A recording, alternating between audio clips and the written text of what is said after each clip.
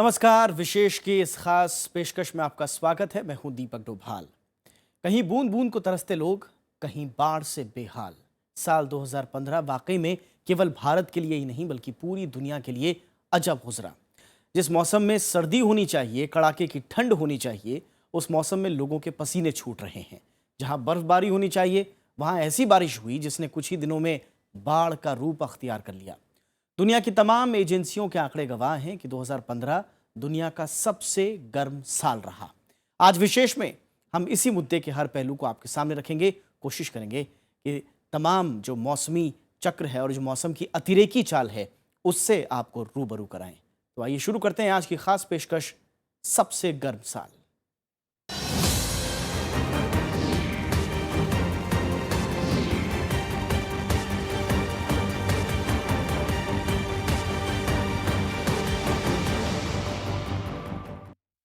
सर्दी में गर्मी का एहसास, जी हाँ, कुछ यही मजमून है इस बार की सर्दियों का। पिछले साल तक जहां दिसंबर और जनवरी माह लोगों को ठिठुरने को मजबूर कर देते थे, घना कोहरा अक्सर हादसों की शक्ल बनता था, कई दिनों तक सूरज की शक्ल नहीं दिखती थी। हैरानी यह है कि इस साल ऐसा कुछ नहीं हुआ। ना तो घना कोहरा दिखा और ना ही सर्दी से लोग कांपे।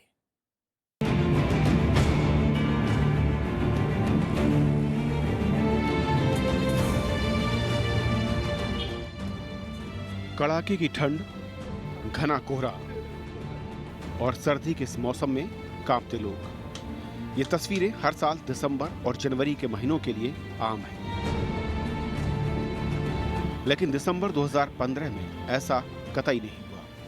ठंड हुई लेकिन कड़ाके की ठंड नहीं। कोहरा हुआ लेकिन ना के बराबर। आप यकीनन ये सुनकर हैरान हो जाएंगे कि अगर बढ़ते तापमान के हिसाब से नापा जाए तो दिसंबर महीना 2015 का सबसे गर्म महीना साबित हुआ। दिसंबर माह ने 114 वर्षों का रिकॉर्ड तोड़ा है। मौसम विभाग के मुताबिक सितंबर से लेकर दिसंबर तक का महीना 1901 से लेकर अब तक का सबसे गर्म साबित हुआ है। दिसंबर का तापमान सामान्य से 1.2 डिग्री सेल्सियस ऊपर रहा, जबकि पिछले 114 सालों में तापमान सामान्य से इतना ऊपर कभी नहीं गया। और यही वजह रही कि अपेक्षाकृत कम शीतलहर और कोहरा देखने को मिला। इस साल का जो पैटर्न है उसमें हवाओं की दिशा और हवाओं का जो चलन है वो ऐसा है कि तापमान वो गिरने नहीं दे रहा है। तापमान लगातार ऊपर बने हुए हैं। सितंबर, अक्टूबर, नवंबर, दिसंबर, ये 4 महीने ऐसे गए हैं कि जितना तापमान इन 4 महीनों में रहा है हमारे देश में उतना कभी नहीं रहा। ये बहुत गर्म महीने रहे हैं। और जनवरी का जो पहला हाफ लगभग निकलने वाला है, इसमें भी तापमान नॉर्मल से ऊपर बने हुए हैं। और शीतलहर या कोल्ड वेव का स्पेल कोई विशेष इस साल जनवरी के महीने में पूरे देश में कहीं भी देखने को नहीं मिला है। आमतौर पर जनवरी माह में सर्द हवाएं ठिठुरने को मजबूर कर देती हैं, लेकिन इस बार नया साल ऐसे अनुभव से कोसों दूर रहा। बीते सालों की तुलना में सर्दी की जगह दिन भर गर्मी का एहसास ज्यादा हो रहा है। और सर्दी का अगर थोड़ा बहुत एहसास हुआ भी तो वो सिर्फ सुबह और शाम के वक्त। मौसम विभाग के आंकड़े भी इस बात की तस्दीक करते हैं। इस साल जनवरी के शुरुआती दिनों में अधिकतम तापमान 27.5 और न्यूनतम 10 डिग्री सेल्सियस दर्ज किया गया, जबकि जनवरी 2015 में अधिकतम तापमान 28 और न्यूनतम तापमान 8.5 डिग्री सेल्सियस। 2014 की बात करें तो अधिकतम 22.6 और न्यूनतम 8 डिग्री सेल्सियस दर्ज किया गया था। यानी साफ है कि बीते 2 वर्षों की तुलना में न्यूनतम तापमान इस साल ज्यादा रहा है। और यही वजह है कि तापमान 10 डिग्री से नीचे नहीं जाने के चलते सर्दी ना के बराबर पड़ी। बीते 2 वर्षों में जनवरी महीने में ठंडे रहने का कारण बरसात भी बनी थी। 2015 में 1 जनवरी को 2 मिलीमीटर बारिश हुई थी। इसके बाद 22 जनवरी को 10 मिलीमीटर, 23 को 17 मिलीमीटर बारिश रिकॉर्ड की गई। जबकि 2014 में जनवरी महीने में कुल 55 मिलीमीटर बारिश रिकॉर्ड हुई थी। लेकिन 2016 में अब तक ऐसा नहीं हुआ।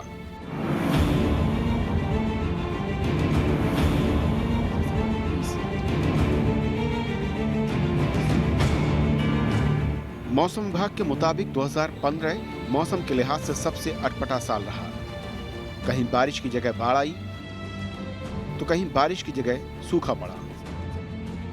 जून के महीने में 16% अधिक बारिश हुई, जबकि जुलाई में बारिश में 16% की कमी आई। अगस्त और सितंबर में 22 और 24% बारिश दर्ज की गई। कुल मिलाकर मानसून में 14% कम बारिश हुई। इसका सबसे बड़ा असर सूखे के तौर पर सामने आया। पूर्वी और पश्चिमी उत्तर प्रदेश और महाराष्ट्र के मराठवाड़ा क्षेत्र में सबसे कम बारिश हुई और इन्हें सूखा ग्रसित घोषित करना पड़ा। पूर्वी उत्तर प्रदेश के 41 में से 31 जिलों में कम बारिश हुई। पश्चिमी उत्तर प्रदेश में 30 में से सिर्फ 3 जिलों में ही सामान्य बारिश हुई। हरियाणा में कुल मिलाकर 37% कम बारिश दर्ज की गई। इसी तरह महाराष्ट्र के 2 उपसंभागों मध्य महाराष्ट्र में 33 और मराठवाड़ा में 39% कम बारिश रिकॉर्ड की गई। पिछले साल अगर देखें आप तो अगर जनवरी फरवरी मार्च में देखें तो ओले पड़े और एक्सट्रीम रेनफॉल हुए। उसके कारण हमारा जो रबी क्रॉप था वो बर्बाद हुआ। भारत में पिछले 4 साल से कंटिन्यूअस कहीं ना कहीं सूखा हो रहा है। आपके मद्रास में अभी देखिए, चेन्नई में कितना बड़ा फ्लड आया। उत्तराखंड हुआ, उससे पहले बॉम्बे हुआ, लेह और लद्दाख हुआ। तो जो ये सब लोग मानते हैं कि एक्सट्रीम वेदर इवेंट जो है ये क्लाइमेट चेंज से रिलेटेड है। तो जो भी आप एक्सट्रीम वेदर इवेंट है वो बढ़ रहा है, उसकी इंटेंसिटी बढ़ रही है, फ्रीक्वेंसी बढ़ रही है, उसका कुछ ना कुछ रिश्ता क्लाइमेट चेंज से है। वो रिश्ता कितना है, 50% क्लाइमेट चेंज से हो रहा है, 60% क्लाइमेट चेंज से हो रहा है, ये कहना मुश्किल है। लेकिन there is a clear linkage between extreme weather events जो हम देख रहे हैं और क्लाइमेट चेंज। वहीं मानसून के मौसम में जहां कई राज्य सूखा झेल रहे थे तो कई हिस्से साल के आखिर में बाढ़ से जूझने को मजबूर थे। उत्तर पूर्व के कई राज्यों के साथ साथ तमिलनाडु और आंध्र प्रदेश के कई हिस्सों में भारी बारिश हुई। चेन्नई में पिछले 100 साल के दौरान सबसे ज्यादा बारिश 2015 में दर्ज की गई। नवविक्रम सिंह के साथ ब्यूरो रिपोर्ट, राज्यसभा टीवी। धरती के तापमान में मामूली बढ़ोतरी पूरे जलवायु चक्र को बदलने के लिए काफी है। लिहाजा दुनिया के तमाम देशों में इसको लेकर गहरी चिंता है। बीते 5 सालों में इसमें लगातार बढ़ोतरी ही दर्ज की जा रही है। विश्व मौसम विज्ञान संगठन यानी WMO के मुताबिक 2015 में धरती की सतह का औसत तापमान रिकॉर्ड स्तर पर पहुंच गया है। इसके चलते वैज्ञानिकों ने 2015 को सबसे गर्म साल घोषित किया। आखिर वो क्या वजह रही जिसके चलते 2015 सबसे गर्म साल बन गया, देखते हैं इस रिपोर्ट में।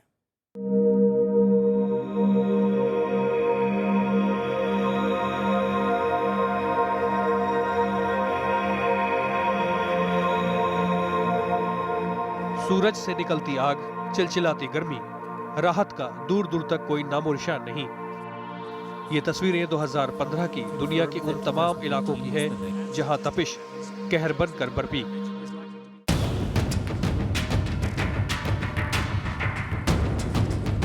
बीता साल कितना गर्म रहा इसका अंदाजा इस एक आंकड़े से लग जाता है, जिसके मुताबिक भारत में गर्मी की वजह से करीब 2000 से ज्यादा लोगों को जान गंवानी पड़ी। धरती के तापमान में मामूली बढ़त भी पारिस्थितिकी के संतुलन को बिगाड़ने के लिए काफी है। यही वजह है कि 2015 में धरती के तमाम हिस्सों में मौसम के मिजाज में हैरान करने वाला उतार चढ़ाव देखने को मिला। वैज्ञानिकों के मुताबिक जिंदा रहने के लिए इंसान और पेड़ पौधों को आमतौर पर 16 डिग्री सेल्सियस तापमान की जरूरत होती है, लेकिन अगर ये तापमान बढ़ जाए तो इसके कई नुकसान भी हो सकते हैं। नवंबर 2015 पिछले साल नवंबर में धरती सबसे गर्म रही। विश्व मौसम संस्था यानी WMO के मुताबिक बीते 136 साल में 2015 नवंबर में सबसे ज्यादा तापमान रहा।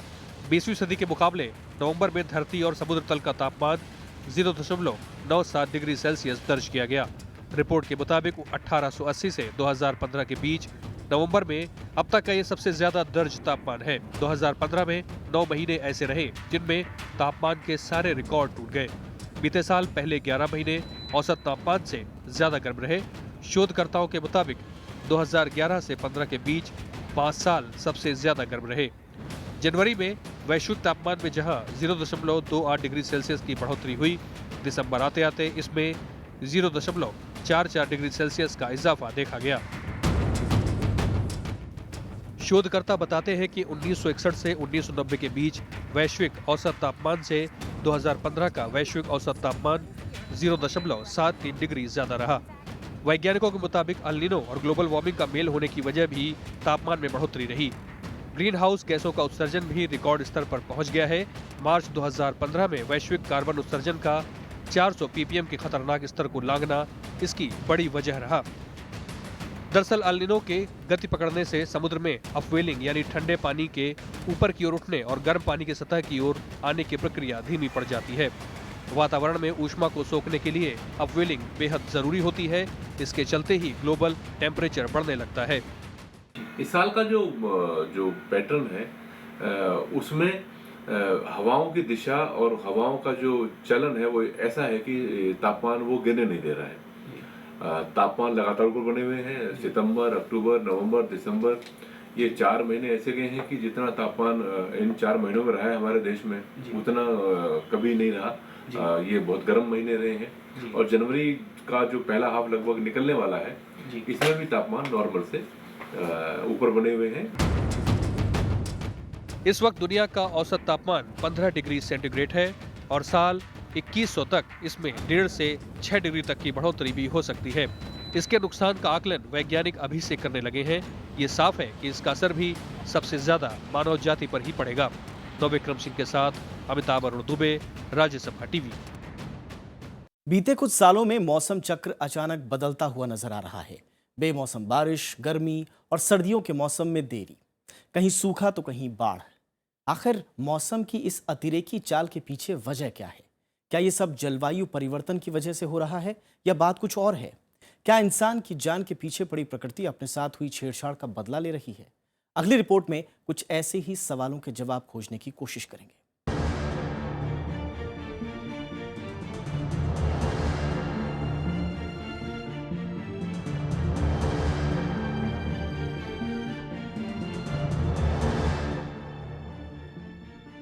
कहीं सूखा तो कहीं बाढ़, कहीं बर्फबारी तो कहीं जानलेवा गर्मी। 2015 में साल भर तापमान के रिकॉर्ड टूटते रहे। मौसम का मिजाज तेजी से बदलता रहा। भारत में दिसंबर का महीना 114 बरस बाद सबसे गर्म महीने के तौर पर दर्ज हुआ, तो 2016 का शुरुआती हफ्ता पिछले 9 साल का सबसे गर्म हफ्ता रिकॉर्ड हुआ। भारत ही नहीं, दुनिया में मौसम की ये आंख मिचोली साल भर चलती रही। विश्व मौसम विज्ञान संगठन के मुताबिक अमेरिका से लेकर अफगानिस्तान और बुर्किना फासो से लेकर माली तक असाधारण बारिश ने सबको चौंका दिया। तो दूसरी तरफ मध्य अमेरिका से लेकर यूरोप और रूस के इलाके और दक्षिणी अफ्रीका से लेकर इंडोनेशिया तक भयंकर सूखे ने सबको हैरत में डाल दिया। मौसम की इस अतिरेकी चाल का गवाह कुछ और बातें नहीं। विश्व मौसम विज्ञान संगठन के मुताबिक जनवरी 2015 से 10 नवंबर 2015 के बीच पूरी दुनिया में 84 उष्णकटिबंधीय चक्रवात बने। आर्कटिक और अंटार्कटिका में 25 फरवरी 2015 को दैनिक अधिकतम समुद्री बर्फ 14.54 मिलियन किलोमीटर के साथ सबसे कम रिकॉर्ड की गई। यही नहीं, 11 सितंबर 2015 को न्यूनतम समुद्री बर्फ 4.41 मिलियन किलोमीटर दर्ज की गई। वैज्ञानिकों के मुताबिक यह उपग्रह रिकॉर्ड का चौथा सबसे न्यूनतम रिकॉर्ड था। अब सवाल ये उठता है कि आखिर वातावरण में बढ़ते इस असंतुलन के पीछे क्या वजहें हैं? इसके पीछे वैज्ञानिकों के अपने अपने तर्क हैं, जिनमें भारी विरोधाभास झलकता है। भारतीय मौसम विज्ञान विभाग धरती पर बढ़ते एक्सट्रीम इवेंट्स को जलवायु परिवर्तन से जोड़कर नहीं देखता। मौसम विभाग के मुताबिक ये सामान्य मौसमी बदलाव हैं। वेदर सिस्टम्स की इंटेंसिटी कुछ क्षेत्रों में कभी ज़्यादा हो जाती है, दूसरे क्षेत्रों में वो वेदर सिस्टम्स कमज़ोर हो रह सकते हैं। इसलिए इतना कहीं हमारे देश में समुद्र चारों तरफ बने हुए हैं, कहीं पहाड़ हैं, कहीं रेगिस्तान है, तो सामान्य या बराबर बारिश हो नहीं सकती है।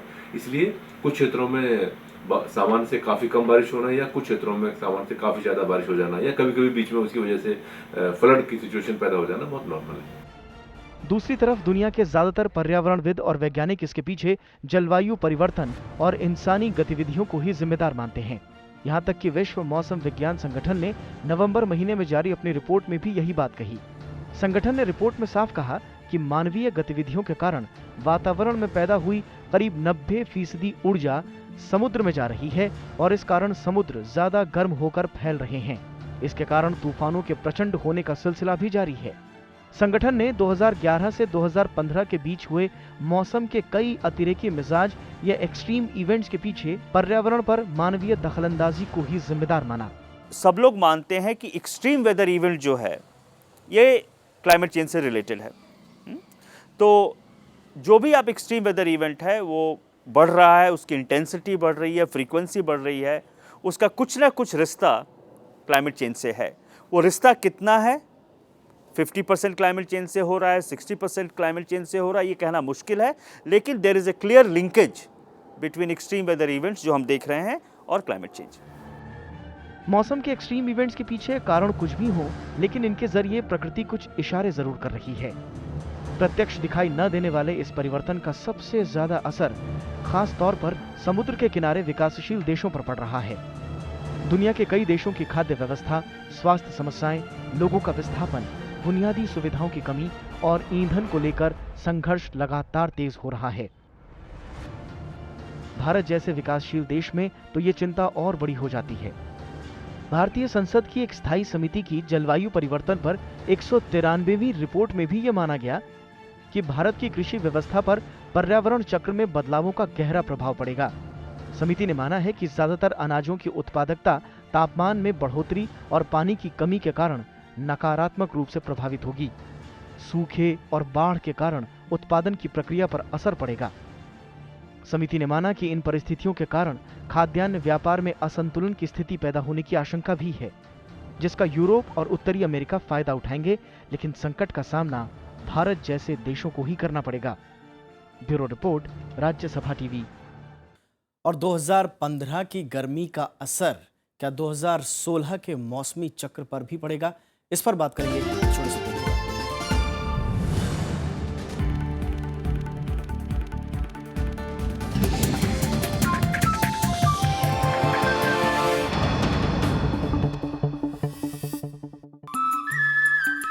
मौसम है स्याह बादलों से घिरा, अंधेरा जैसे डूबती शाम का।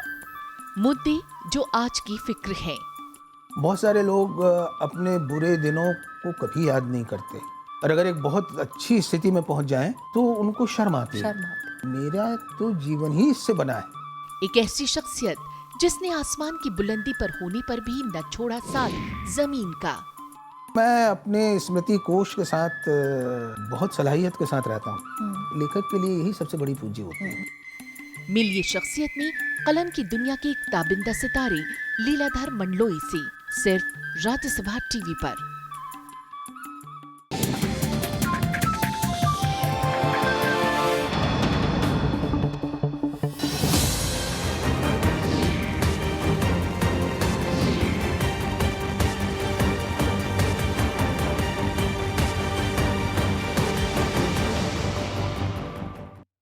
और मौसम की इस अतिरेकी चाल यानी कि जो लगातार एक्सट्रीम इवेंट्स का सिलसिला बढ़ता जा रहा है, उसके पीछे कहीं ना कहीं ग्लोबल वार्मिंग को भी जिम्मेदार बताया जा रहा है। और यही ग्लोबल वार्मिंग दुनिया के लिए इस तरह से एक बड़ा खतरा बनती जा रही है। लिहाजा पर्यावरण से छेड़छाड़ रोकना अब बेहद ज़रूरी हो गया है और इसी से दुनिया में पर्यावरण क्रांति लाने की कोशिश भी की जा रही है। हाल ही में हुए पेरिस में 21वें जलवायु परिवर्तन सम्मेलन का समापन भी कुछ कड़े कदमों के साथ हुआ। दुनिया के 195 देशों ने कुछ अहम बिंदुओं पर आपसी सहमति बनाई।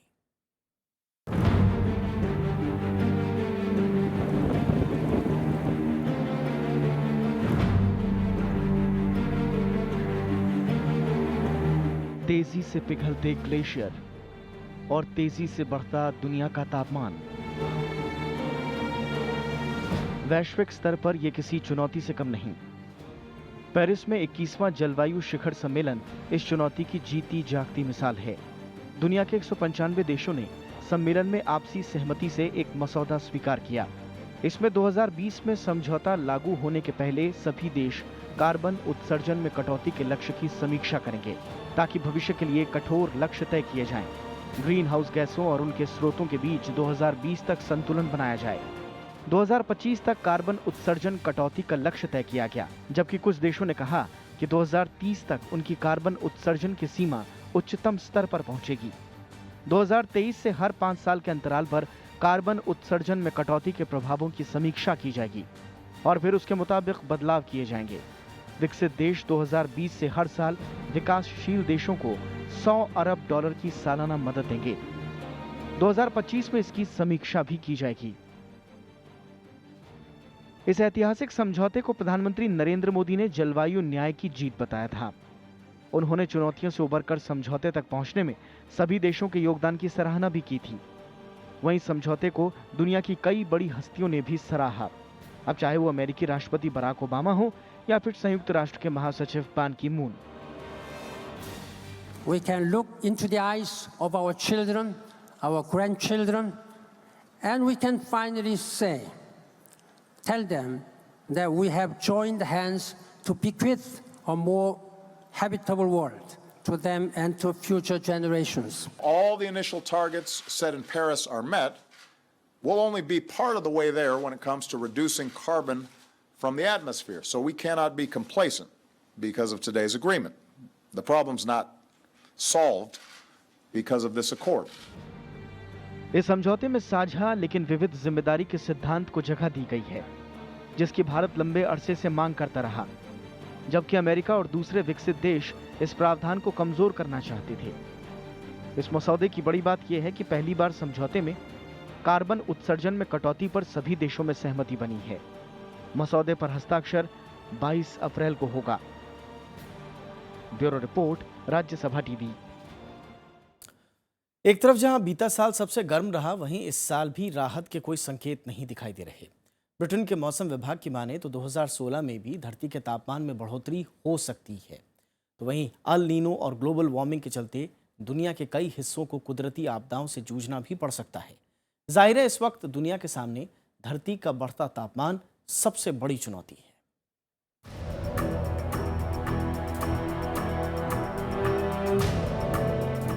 ग्लोबल वार्मिंग और अल नीनो के चलते 2015 पूरी दुनिया के लिए सबसे गर्म साल साबित हुआ।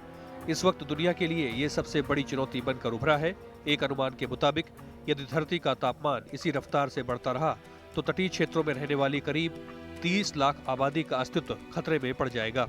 वहीं दुनिया के कई हिस्सों में लोग सूखे का शिकार बन सकते हैं। 20 से 30% प्रजातियां धरती से हमेशा के लिए खत्म हो जाएगी।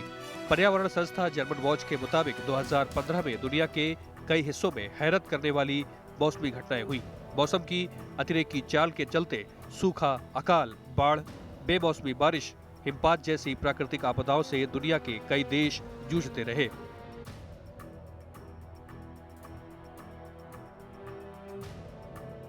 2015 की तरह प्राकृतिक आपदाओं की ये मार 2016 में भी पड़ सकती है। ब्रिटेन के मौसम विभाग ने चेतावनी दी है कि 2015 के मुकाबले 2016 में धरती के तापमान में और इजाफा हो सकता है। ब्रिटेन के मौसम विभाग का कहना है कि 1850 से 1900 के औद्योगिक पूर्व काल की तुलना में 2016 में तापमान 1.1 डिग्री सेल्सियस अधिक हो सकता है, जो कि 1.5 डिग्री सेल्सियस के खतरनाक स्तर पर पहुंच सकता है। वैज्ञानिकों के मुताबिक 2016 के 12 महीनों में वैश्विक तापमान 1961 से 1990 के औसत से 0.84% ज्यादा रह सकता है। वैज्ञानिक 2016 में भी अल नीनो के मौसम पैटर्न का बुरा प्रभाव पड़ने की आशंका जाहिर कर रहे हैं। संयुक्त राष्ट्र के विश्व मौसम संगठन का कहना है कि 2015 में धरती का तापमान पहले ही चिंताजनक स्तर पर पहुंच चुका है। पिछले 15 साल के अगर हम आंकड़े देखें 2000 से लेकर 2015 तक का, तो ये तो आप प्रेडिक्ट कर सकते हैं कि 2016 भी गर्म होगा। हो सकता है कि 2015 से अधिक गर्म हो। और दूसरा चीज़, अगर हम मॉडल्स देखें, आज के दिन में क्लाइमेट चेंज पे बहुत मॉडल्स डेवलप हुए हैं और उन मॉडलिंग का भी ये दिखाना है कि वो मॉडलिंग के रिजल्ट्स ये दिखाते हैं कि आज से लेके अगले 15 साल तक गर्मी बढ़ते रहेगी। धरती के तापमान में हो रही इस बढ़ोतरी को देखें तो 2014 में इसमें लगातार इजाफा हो रहा है। ऐसे में पिछले साल के बाद इस साल भी यही तेजी रही तो 2016 लगातार ऐसा तीसरा साल साबित होगा जिसमें रिकॉर्ड बढ़ोतरी होगी। वैज्ञानिक ये भी कह रहे हैं कि 2016 में अल नीनो का असर आधे साल पर रह सकता है, लिहाजा दुनिया के कई हिस्सों में मौसम में आश्चर्यजनक बदलाव देखने को मिल सकते हैं। हार्वर्ड यूनिवर्सिटी, सिंधुआ यूनिवर्सिटी, कैम्ब्रिज यूनिवर्सिटी के साथ मिलकर भारत के CEEW ने धरती के बढ़ते खतरों पर एक रिपोर्ट तैयार की है। इसमें विस्तार से ऐसे ट्रेंड को समझाया गया है कि कितने डिग्री सेल्सियस तापमान बढ़ने से दुनिया पर क्या असर होगा। रिपोर्ट के मुताबिक अगर इसी तरह कार्बन उत्सर्जन जारी रहा तो गंगा में बाढ़ की आशंका 6 गुना बढ़ जाएगी। इस सदी के अंत तक हर 5 साल में एक बार गंगा के तलहटी इलाके जलमग्न हो जाएंगे। समुद्र तल 1 मीटर बढ़ जाएगा, जिससे कलकत्ता के डूबने की आशंका 1000 गुना बढ़ जाएगी। दक्षिण एशिया में सूखे की आशंका 50% बढ़ जाएगी और 2050 तक इस इलाके में 75 करोड़ लोग पीने के पानी के लिए तरसेंगे। अगर 4 डिग्री सेल्सियस की दर से तापमान बढ़ता रहा तो उत्तर भारत में गर्मी के दिनों में धूप में कोई भी व्यक्ति काम नहीं कर पाएगा। इसके चलते मौसम का एक्सट्रीम इवेंट्स बढ़ जाएंगे, यानी जितनी बारिश 2-3 महीने में होती है उतनी हफ्ते भर में ही हो जाएगी। खाद्य उत्पादन बुरी तरह प्रभावित होगा। दुनिया भर के लिए ऐसी कई आशंकाएं जाहिर की गई है।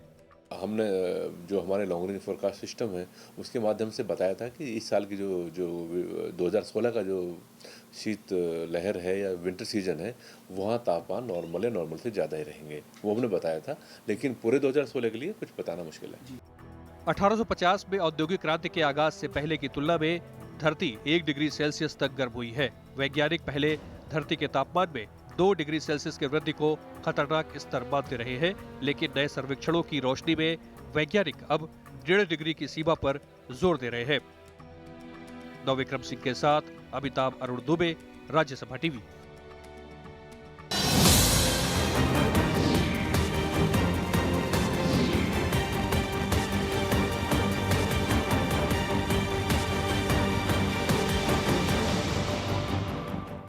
तो इसी के साथ विशेष में आज इतना ही। नमस्कार।